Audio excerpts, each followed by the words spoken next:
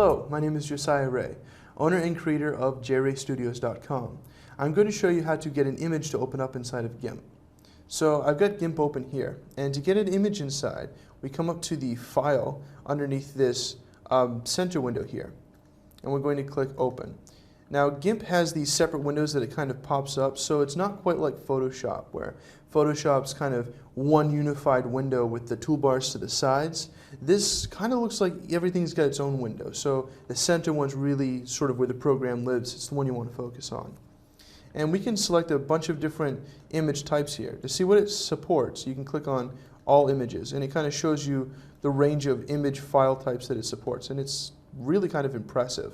We're going to leave that alone, and I'm going to go to my desktop, and we're going to click on this image file here, and we'll say Open. And there you go. I've got my image file open inside of GIMP. I can edit it, crop it, change the colors, do whatever I would like. I hope you've enjoyed this short video on getting your images into GIMP. I'm Josiah Ray.